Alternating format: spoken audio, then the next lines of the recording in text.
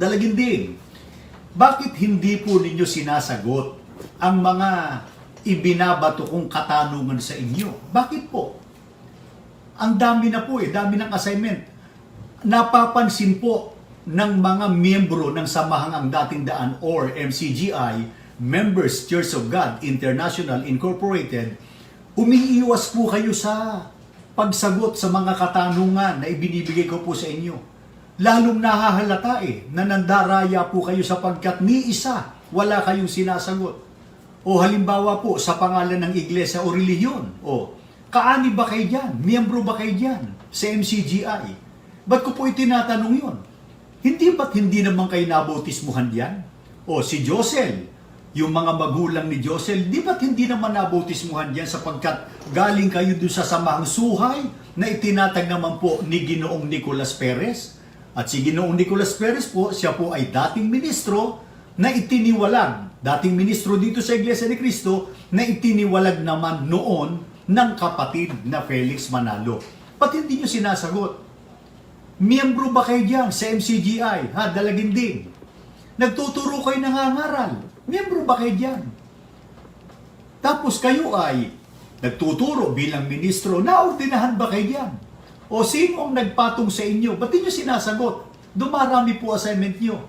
At sa susunod, abangan po ninyo, lalong malulubog sa kahihiyan itong si Dalaginding sa dami ng kanyang mga kamalian, pagpapayabang. At teka, naalala ko yung tungkol doon sa pagbabasa ng Hebrew na ipinost ko nitong kahapon ko yata na i-post yan. O, ang pagbasa ng Hebrew, Dalaginding at Josel ikaw, halimbawa, ito yung right ninyo. Ang pagbasa ng Hebrew ay from right to left.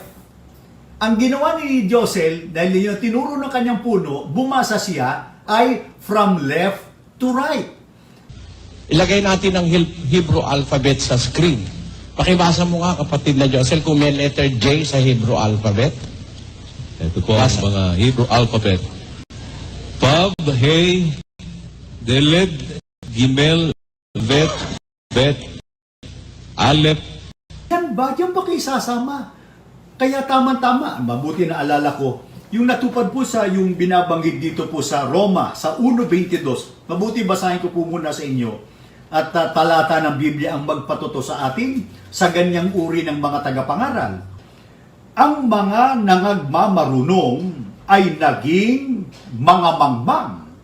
O ipaliwanag nyo, Dalaginding, bakit mali ang itinuturo nyo sa Hebrew alphabet?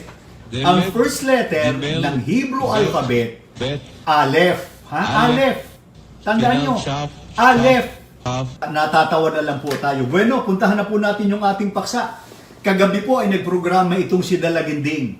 Ano po? Talagang hindi niya maiwasan na talagang tuligsain ang Iglesia ni Cristo.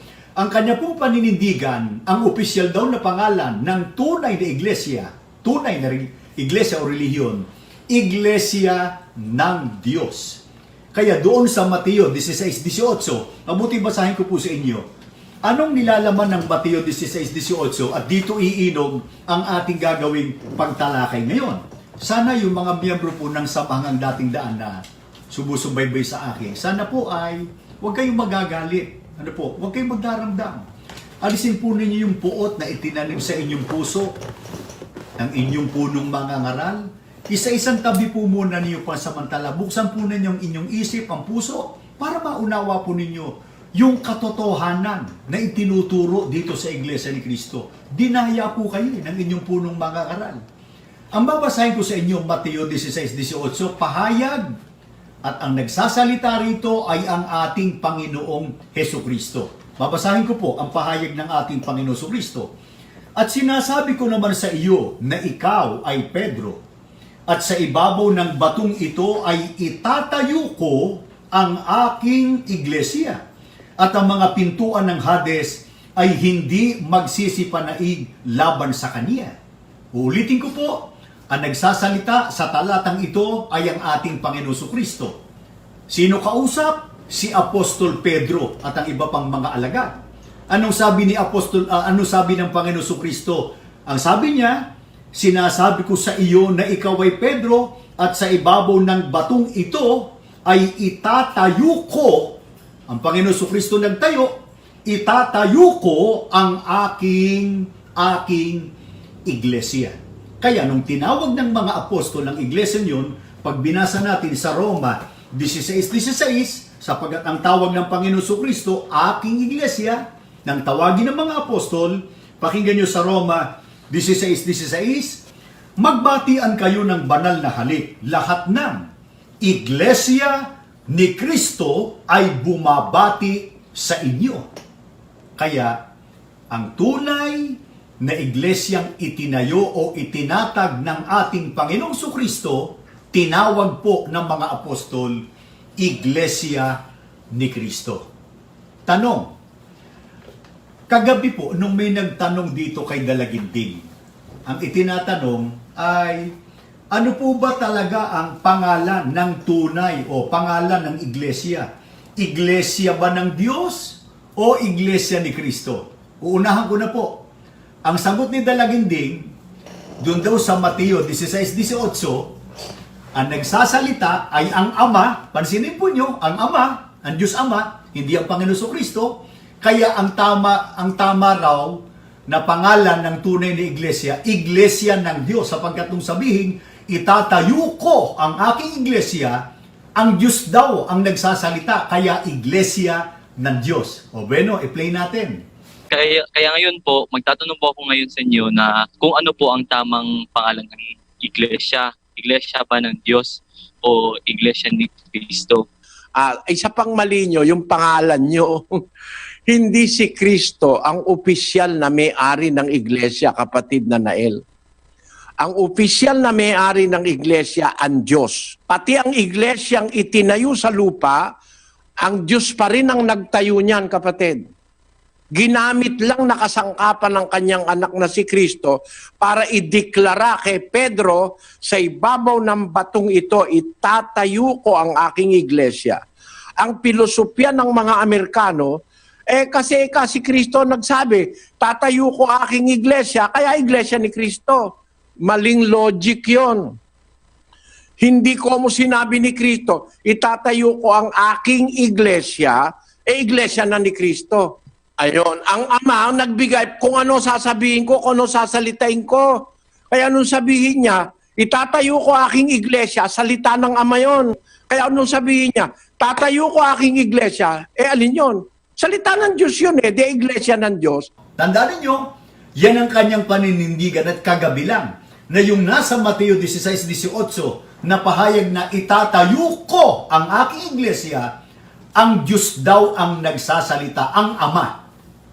Kaya noong nagsisimula pa lang sa mga programa niya itong si Dalagindig, ipapanood natin, anong kanyang sinasabi, katunayang ang talagang stand niya, ang Ama raw, ang Diyos Ama ang nagsasalita doon sa Mateo 16:18. Pakinggan natin si Dalagindig, ito sinasabi po niya.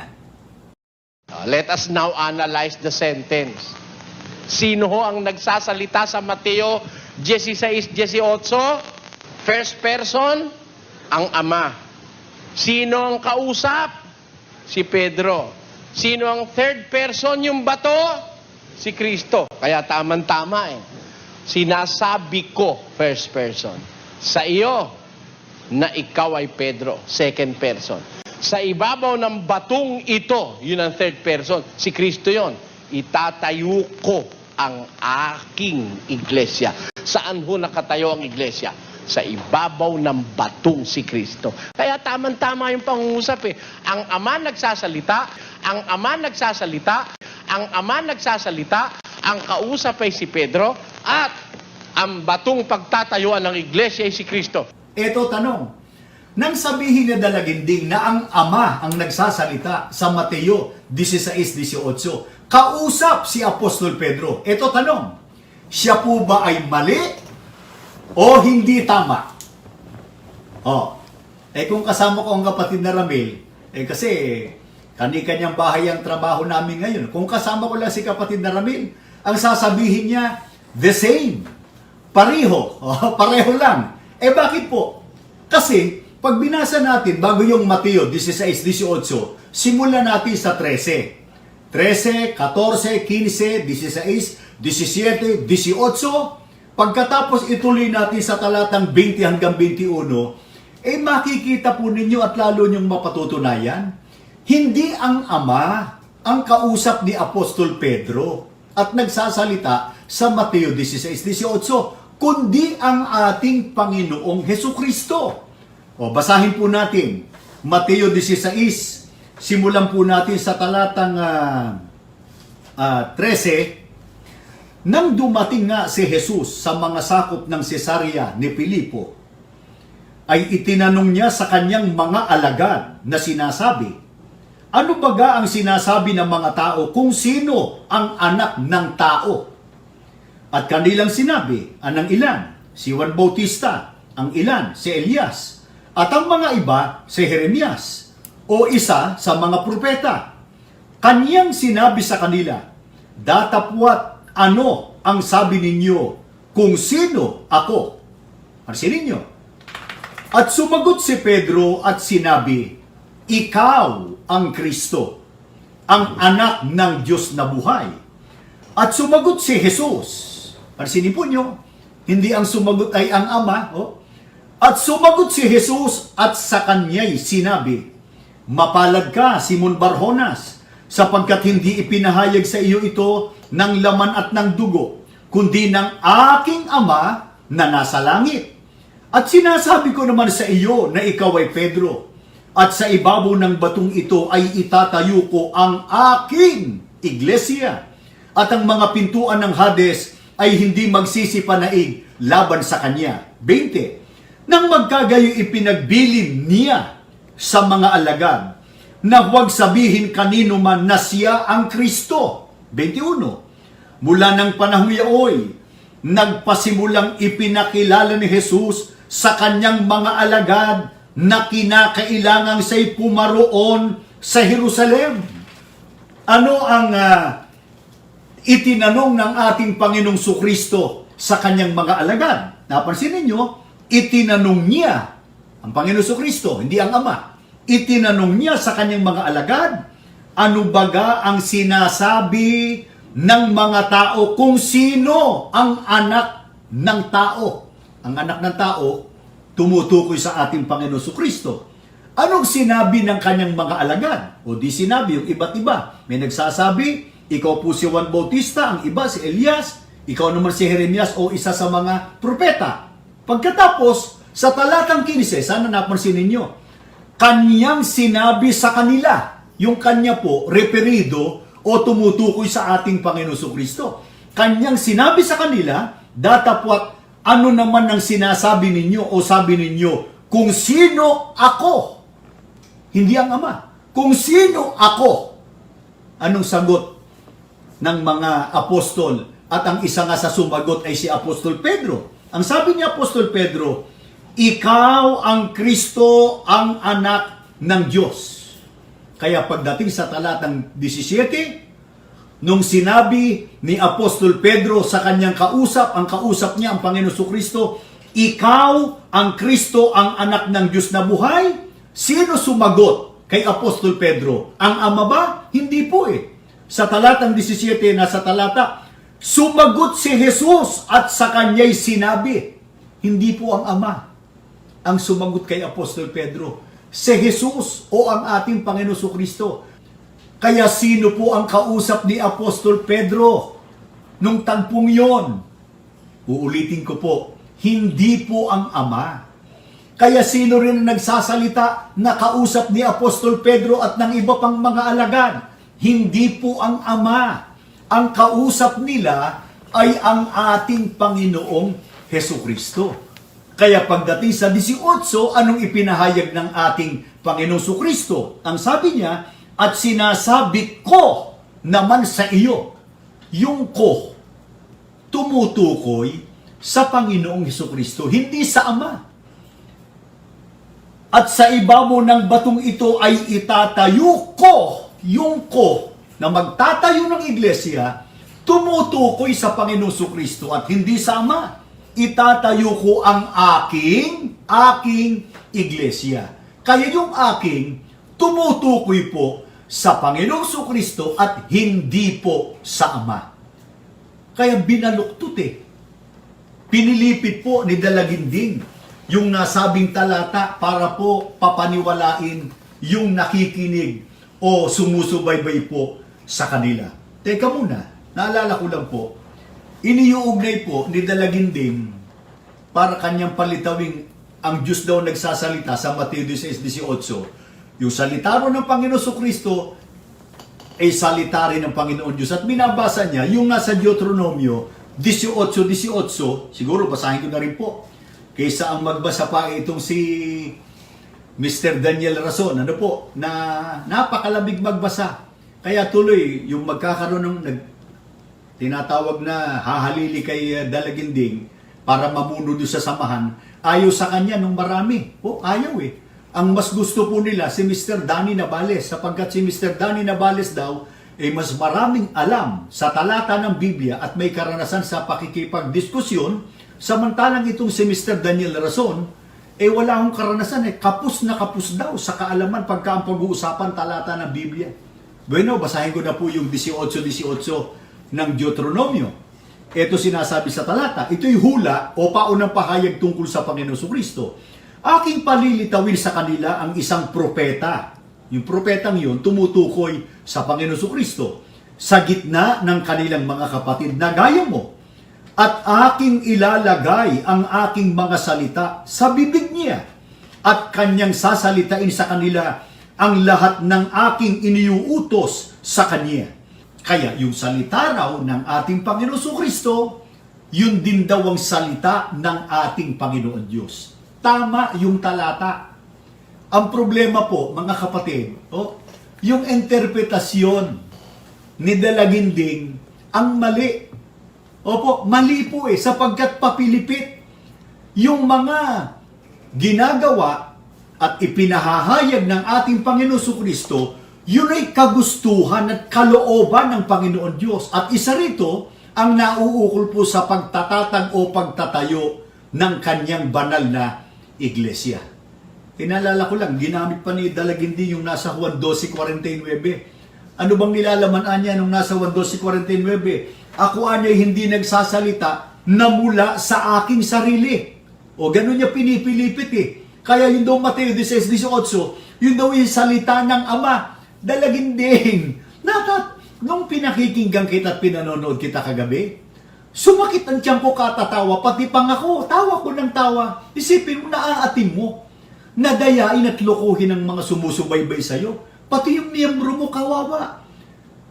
Kawawa Sapagkat tinuturoan mo ng mali, pag natuto ang tao at napapaniwala po nyo sa mali, hindi lang kayo kasama sila. Ihahatid nyo sila sa kapahamakan. Mabuti basahin ko po yung nasa Juan. Dito po sa 12:49, simulan ko po yung 44. At si Jesus ay sumigaw at nagsabi, ang sumasampalataya sa akin ay hindi sa akin sumasampalataya, kundi doon sa nagsugo sa akin.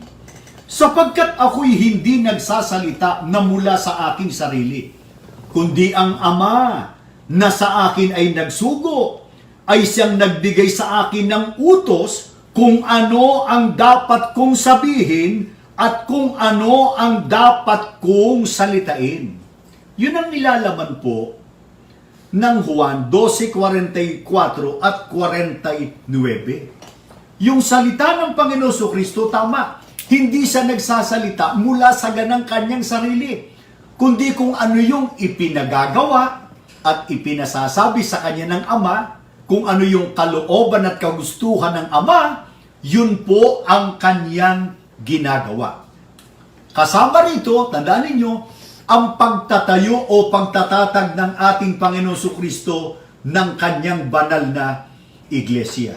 Kaya, tatandaan po ninyo, hindi po mula sa ating Panginoon Kristo sa ganang kanyang sarili ang kanyang ginagawa, kundi ang ipinagagawa lamang sa kanya ng Ama na nagsugo sa ating Panginoong Hesukristo.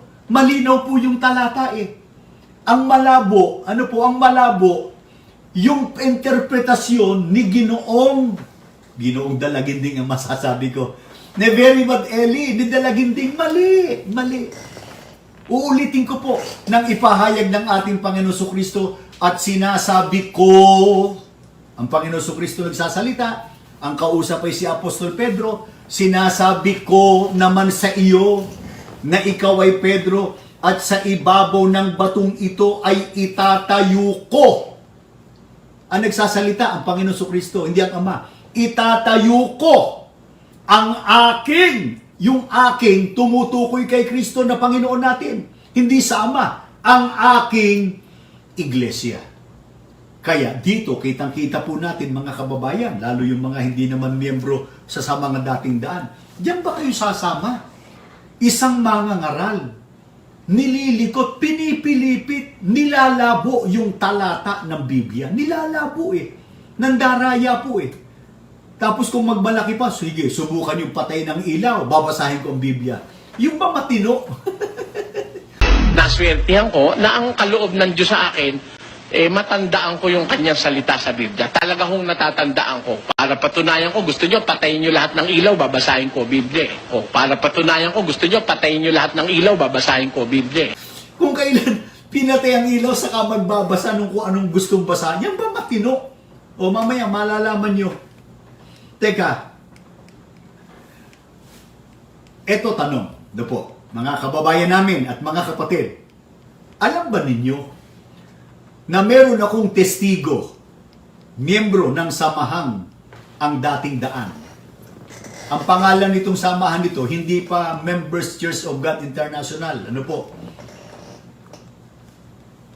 Alam ba ninyo, meron akong testigo, miyembro, hindi lang miyembro, tagapagturo sa samahang ang dating daan, na ang paninindigan niya, na yung nasa Mateo 16:18, hindi ang Ama ang nagsasalita, nakausap si Apostol Pedro. Ang paninindigan po niya ay ang Panginoong Hesukristo ang nagsasalita. O, pakinggan ninyo. Si Dalagindong. Kasi hindi pa sa Dalaginding nun eh. Eto si Dalagindong. Sa Mateo 16 at 18, ganito po ang nakasulat. At sinasabi ko naman sa iyo na ikaw ay Pedro.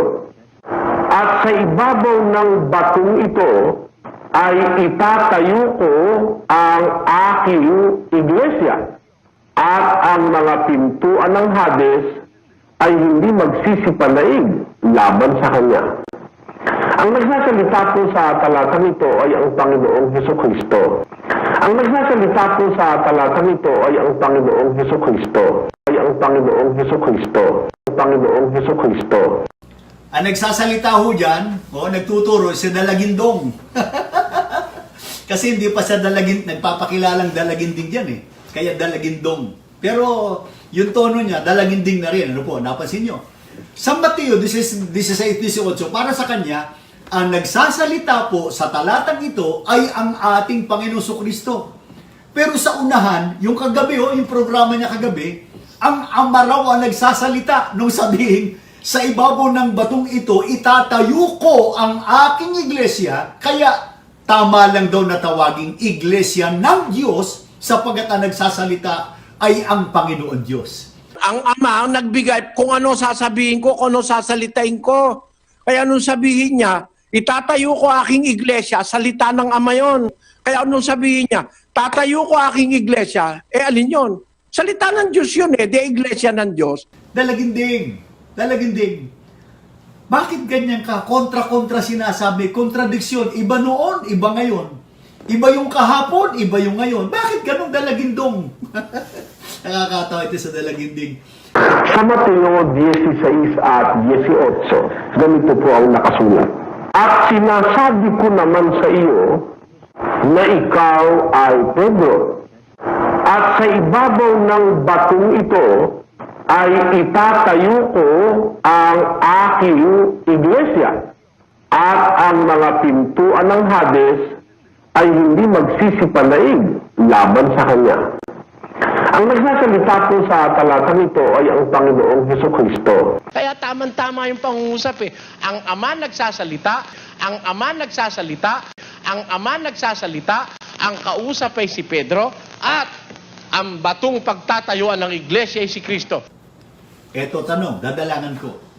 Bakit po nagka-kontra-kontra itong pahayag ni Dalagindong? Dalaginding versus Dalagindong. Ba't nagkaganyan? Anong patotoo niya pagka kontra-kontra sinasabi? Bakit daw kontradiksyon? Alam niyo kung bakit? Kaya pala daw nagkaka-kontra-kontra yung ibang mga tagapagturo, tagapangaral. Ang nasa kokote, nasa utak. Alam niyo kung ano? Kolekta ng pera sa miyembro. Papakita ko sa inyo ang punto ng kontradiksyon. Wala sa Biblia, nasa kukote ng mga pastor na may kanya-kanyang interes sa pagtuturo ng Biblia. At ang karamihan sa nagtuturo dyan, kaya nakaka-create ng kontradiksyon, yung nahirati silang kolekta ng pera sa miyembro. Kaya nagkamali-mali sila.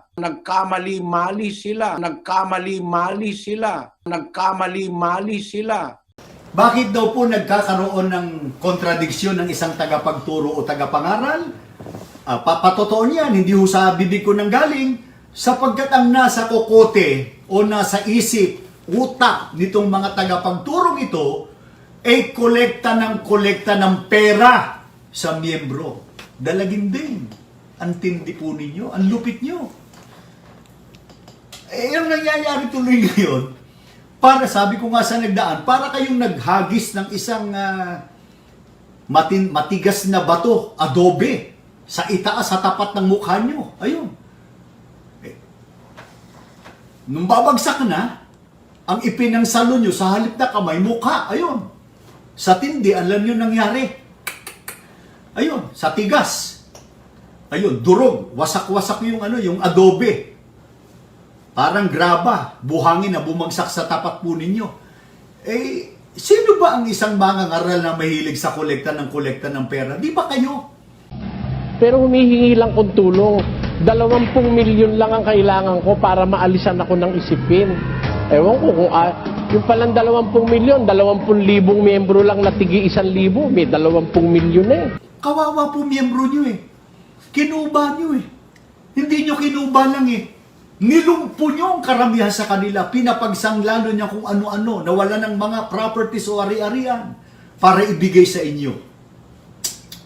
Alam nyo, sa mga dating daan, ito po, medyo siguro at marahil po, ang iba sa inyo nagagalit po sa akin, na-offendi kayo pag naririnig nyo ito. Pero dumistansya po kayo kahit kaunti sa inyong punong mga ngaral. Tingnan yung ginagawa sa inyo. Pagka kayo sumasamba, hindi ba't ang laging bukang bibig ng inyong punong mga ngaral? Pera, pera, pera. Laging dumadaing. Kapos na kapos. Walaan niya akong wala akong pantustusan niya ngayon, tulungan niya ako. O hindi ba't yung mga manggagawa, ganoon din ang ginagawa. Kung kumakatok sa mga bahay, lagi na lang, tulungan natin sa Brother Eli. Walang-wala na niya. Maraming mga bayerin. Kung ano-ano. Hindi makaahon na. Yan ang estilo. Pag po kayo magagalit sa akin, miyembro sa samahan ng dating daan.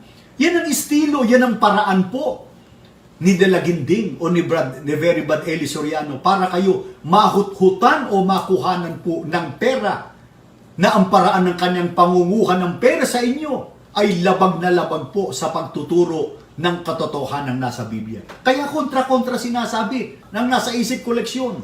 Ang nasa isip kung paano kayo makukuhanan ng salapi. Sapagkat ang nasa isip niya, pakinabang na material. Nakakaawa po yung miyembro eh. Kawawa eh. Ang dami nang ang problema, dinadagan pa kayo ng problema ni Very Bad Eli Soriano. Ang totoo, eto, pagka kontra-kontra ang sinasabi ng isang tagapagturo o tagapangaral, at kitang-kita nyo ang kontradiksyon ni Dalaginding.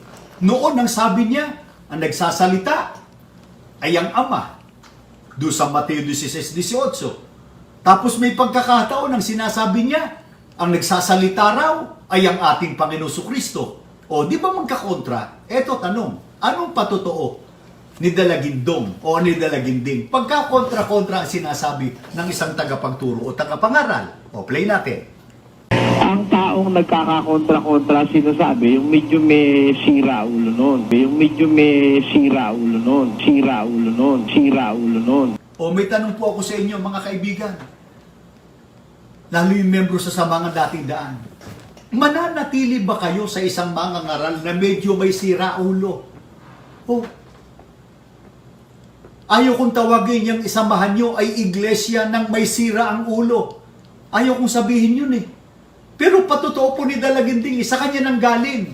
Ang taong nagkakakontra-kontra sinasabi, medyo pa eh, may sira ulo.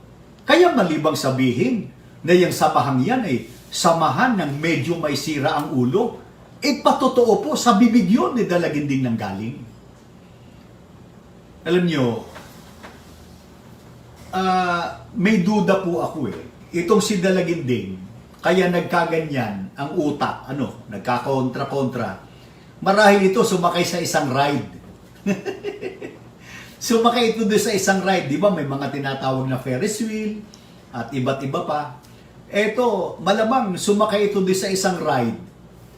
Gusto kong isakay ito sana rito pag may nakita akong ganitong ride dito sa Pilipinas. Maganda siguro sumakay ito rito para maalog uli yung utak niya, para hindi magkakontra-kontra ang sinasabi. Eto, panoorin nyo kung ano dapat sakay ni Dalaginding na ride.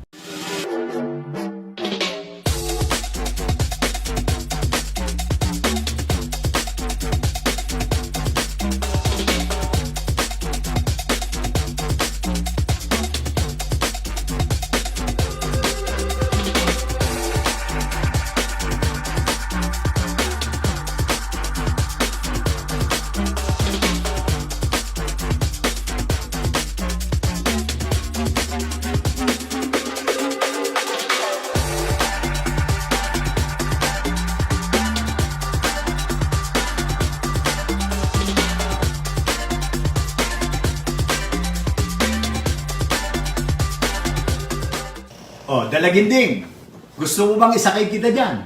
Oh, pagka siguro na isakay ko dyan, titino yung paraan ng pagtuturo nyo, maaalog yung utak nyo. O pagka naalog, lalong bibigay sa napakaraming kontradiksyon. Natatawa lang po tayo. Ito si Dalaginding, pinaglololo ko ang kanyang mga miyembro. Dami ng kontradiksyon. Sa kabila ng napakaraming kontradiksyon, alam nyo kung paano binobola ni Dalaginding ang kanyang sarili? Antindi po eh. Antindi. Kunyari nagpapagawa ng mga messages do sa kanyang programa tapos babasahin ng kanyang pamangkin na si Mr. Daniel Rason. Alam yung sasabihin? Halimbawa ng pambobole. Kahit daw sabaw ng pusit, isipin nyo kung gaano kalabo at kaitim nun. Pagka si Dalaginding ang nagturo, bay lumiliwanag daw. Lumilinaw. Ito ang pambobola nila. Si Julius Dolorfino, Lodi talaga si Brother Eli. Kahit siguro walang kuryente o mag-blackout ang Meralco, pag si Brother Eli ang nag-explain, lumiliwanag ang paligid. Kahit sarsa ng pusit lilinaw pag pinaliwanagan ni Brother Eli.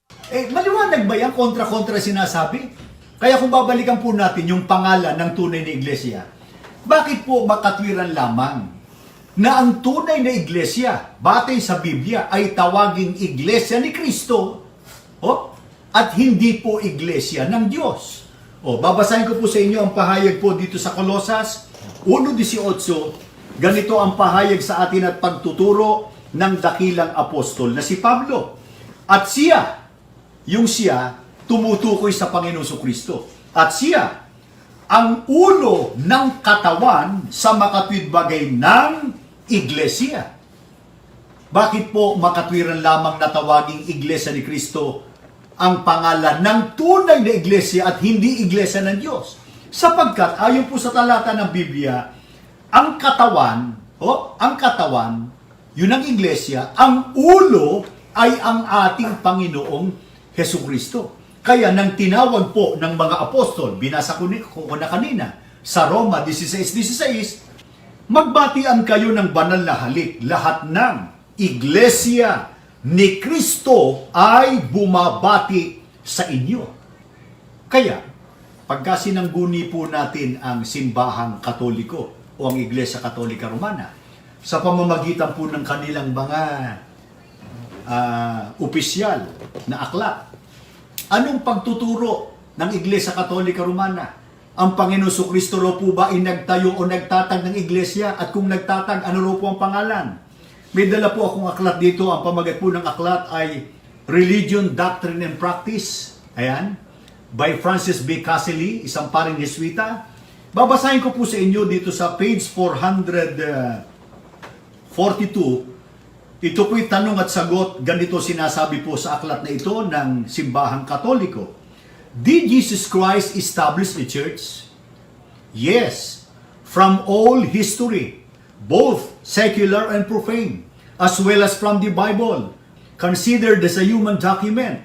We learn that Jesus Christ established a church, which from the earliest times has been called after him the Christian Church or the Church of Christ o ang Iglesia ni Kristo.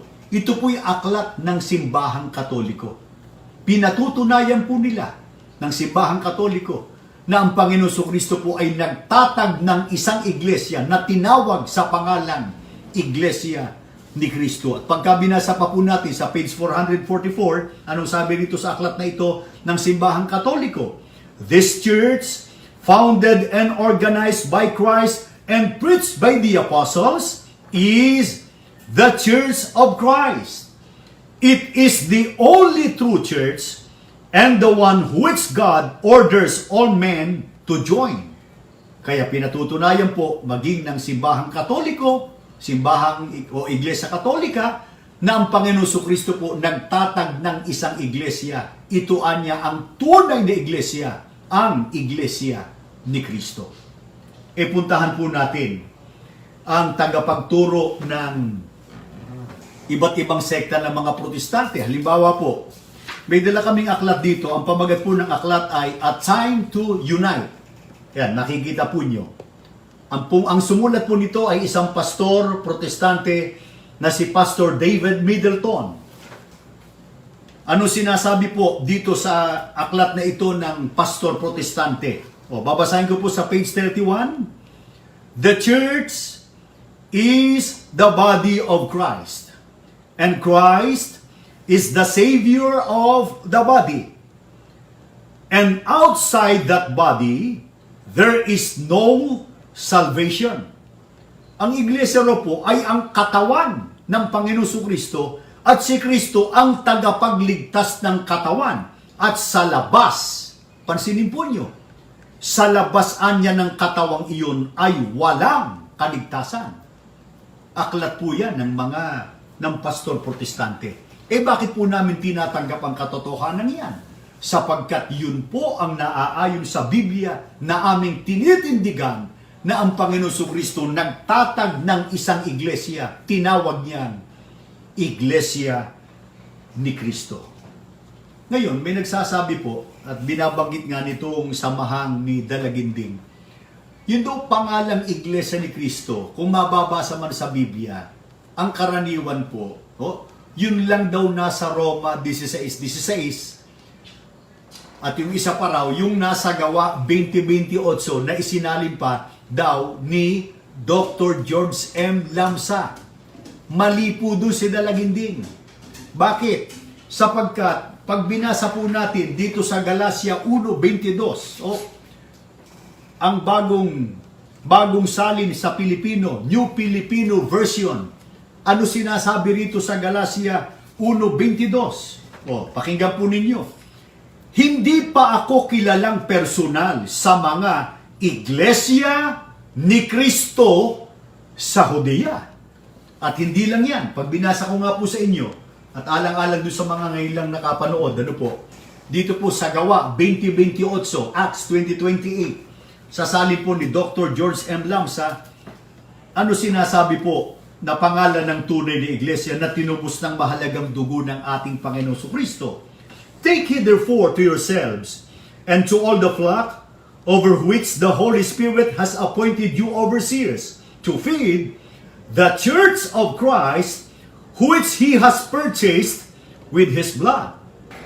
At bukod po dyan, ano pa ang talata ng Bibliang mababasa natin yung termino o pangalang Iglesia ni Cristo? O may dala po akong Biblia pa rito na Simplified New Testament by Olaf Norley. Babasahin ko po sa inyo dito sa Efeso 4:12. The common object of their labor was to bring the Christians maturity, to prepare them for Christian service and the building up of the Church of Christ. Ayan po, letra por letra, nakasulat. Sana napansin po ninyo. Pakitingnan nga.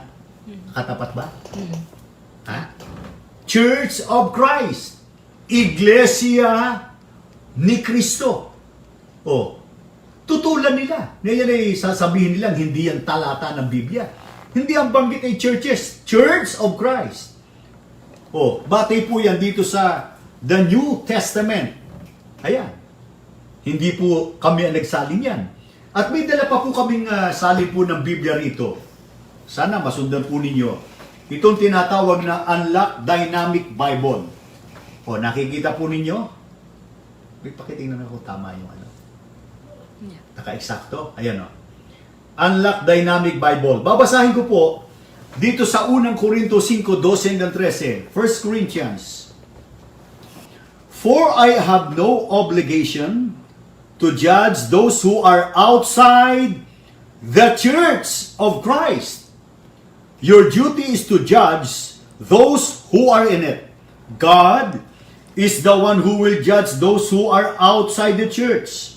The scriptures command us, you must take away the evil person who is among you. Oh, nakalagay po dito, 1 Corinthians chapter 5 verses 12 to 13, Church of Christ. Kaya, dito ay kitang-kita po natin na hindi po tama, mali, sabi nga ay wrong, ano pa, mistake, yung akusasyon ni Dalaginding na di umano, wala na raw mababasang Church of Christ o Iglesia ni Cristo sa Biblia, maliban daw po dun sa Roma 16:16 at sa Gawa 20:28. Teka, naalala ko, total na, narito na rin lang tayo, Unlock Dynamic Bible. Dito rin po sa saling ito ng Biblia, pag binasa natin yung 1 Corinthians 14:26, Brothers and sisters, it should be this way when you worship God together.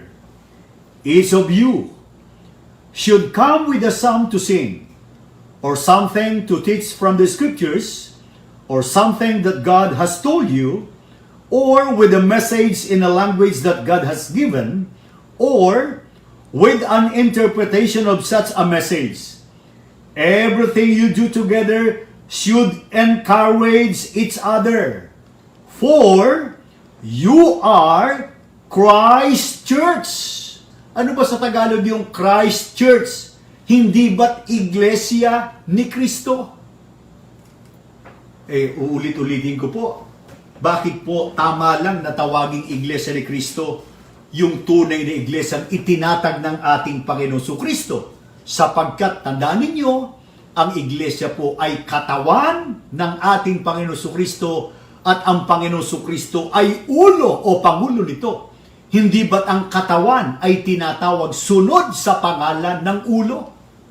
Ito halimbawa, wala mo magagalit sa amin yung, siyempre, sa mga dating daan. Halimbawa, ang ulo, ang pangalan,